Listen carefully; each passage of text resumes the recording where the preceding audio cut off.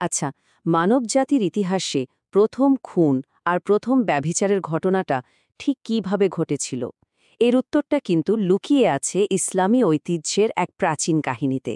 চলুন আজ সেই গল্পটাই জানা যাক। তো এই যে প্রশ্নটা যে পৃথিবীতে প্রথম জেনা বা ব্যভিচার কিভাবে শুরু হলো, এর উত্তর পেতে হলে আমাদের কিন্তু একদম শুরুতে ফিরে যেতে হবে, মানে সেই পৃথিবীর প্রথম মানবীর পরিবারে। তো চলুন গল্পটা তাহলে শুরু করা যাক। বিষয়টা হলো, আদম আর হাওয়া যখন পৃথিবীতে আসলেন তখন মানবজাতির বংশবিস্তারের জন্য কিন্তু একটা বিশেষ ঐশ্বরিক পরিকল্পনা ছিল। আর এই পরিকল্পনাটা কিন্তু বেশ ইন্টারেস্টিং ছিল। মানে ব্যাপারটা এমন যে প্রতিবার মা হাওয়ার গর্ভে যমজ সন্তান জন্ম নিত, আর সেই যমজদের মধ্যে একজন থাকত ছেলে আর একজন মেয়ে। তবে এই যে বিশেষ জন্ম পদ্ধতি, এর সাথে কিন্তু একটা বিশেষ বিয়ের আইনও জুড়ে দেওয়া হয়েছিল। আর ঠিক এই আইনটা ঘিরেই কিন্তু একটা বড় সংঘাতের শুরু হতে যাচ্ছিল। তো আমাদের এই পুরো গল্পের কেন্দ্রবিন্দুতে আছে প্রথম দুই জোড়া যমজ সন্তান, মানে হাবিল আর তার বোন লিউজা এবং কাবিল আর তার বোন আকলিমা। এদেরকে ঘিরেই কিন্তু পুরো নাটকীয় ঘটনাটা তৈরি হবে। তো নিয়মটা কি ছিল? নিয়মটা কিন্তু খুব সহজ আর নির্দিষ্ট। প্রথম যমজ জোড়ার যে ছেলে মানে হাবিল, সে বিয়ে করবে দ্বিতীয় জোড়ার মেয়েকে, আর দ্বিতীয় জোড়ার ছেলে মানে কাবিল, সে বিয়ে করবে প্রথম জোড়ার মেয়েকে। মানে একদম ক্রস ম্যারেজ। এর কারণটা পরিষ্কার, তাই না? যাতে একই সাথে জন্ম নেওয়া ভাই বোনের মধ্যে বিয়ে না হয়। কিন্তু সমস্যাটা বাঁধল এখানেই। কাবিল এই ঐশ্বরিক আইনটা মানতে একদমই রাজি ছিল না। কেন? কারণ তার যমজ বোন আকলিমা ছিল, বলা যায়, অপরূপ সুন্দরী।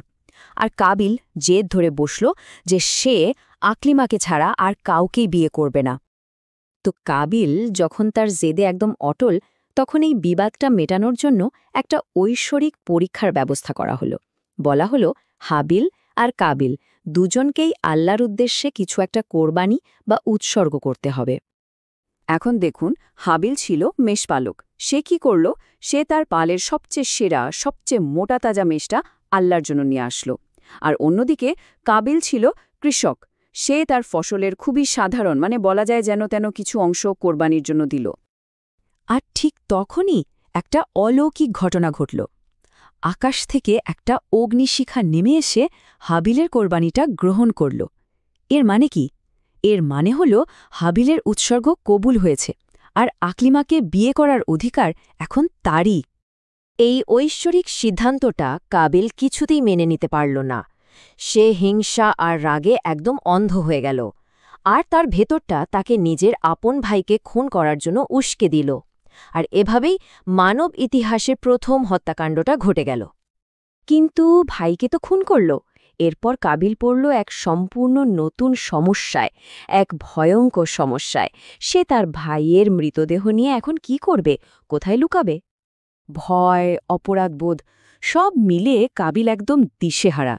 দিনের পর দিন সে তার ভাইয়ের লাশটা কাঁধে নিয়ে ঘুরে বেড়াচ্ছে। সে বুঝতেই পারছিল না এই পাপের চিহ্ন সে কিভাবে লুকাবে। আর ঠিক এমনই এক সময় প্রকৃতিই তাকে পথ দেখাল। কাবিল দেখল দুটো কাক নিজেদের মধ্যে মারামারি করছে, আর করতে করতে একটা কাক মরে গেল। এরপর কি হলো? বেঁচে থাকা কাকটা তার ঠোঁট দিয়ে মাটি খুঁড়ল, মৃত কাকটাকে সেই গর্তে ফেলে দিল, আর তারপর মাটি দিয়ে ঢেকে দিল। এই দৃশ্যটা দেখেই কাবিল প্রথম দাফন করা শিখল, আর তারপর সে তার ভাইয়ের মৃতদেহকেও সেভাবেই দাফন করল।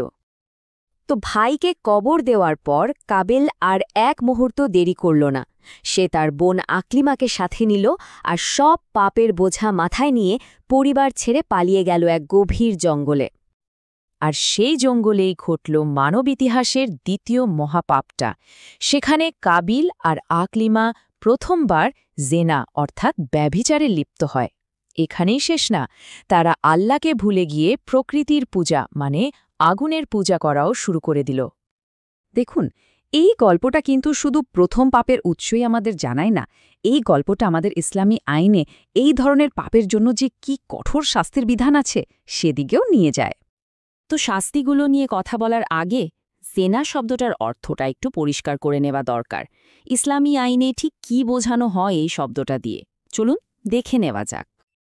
ইসলামী আইন অনুযায়ী জেলার শাস্তি নির্ভর করে অপরাধী বিবাহিত নাকি অবিবাহিত তার উপর। আর একটা গুরুত্বপূর্ণ বিষয় হলো এই শাস্তিগুলো কিন্তু জনসম্মুখে কার্যকর করার কথা বলা হয়েছে, যা এর ভয়ঙ্করতাকে আরও অনেকখানি বাড়িয়ে দেয়। অবিবাহিতদের জন্য শাস্তিটা হল ১০০টি দোররা বা বেত্রাঘাত। চিন্তা করা যায় ১০০। এটা থেকেই বোঝা যায় অপরাধটাকে কতটা গুরুত্ব হিসেবে দেখা হয়। তবে এখানে একটা বিষয় মনে রাখতে হবে, এই শাস্তিগুলো কিন্তু এই দুনিয়ার জন্য, অর্থাৎ পার্থিব শাস্তি। বলা হয়েছে যারা তওবা করে না, মানে অনুতপ্ত হয় না, তাদের জন্য পরকালে আরও কঠিন বিচার অপেক্ষা করছে। মানবজাতির প্রথম পাপের এই যে প্রাচীন কাহিনী, এটা কিন্তু আমাদের একটা বেশ বড় প্রশ্নের মুখোমুখি করে দেয়। আচ্ছা, পাপ আর ন্যায় বিচার নিয়ে এই ধরনের প্রাচীন গল্পগুলো আজকের দিনেও আমাদের নৈতিকতা আর আইন কানুনকে ঠিক কিভাবে প্রভাবিত করে চলেছে?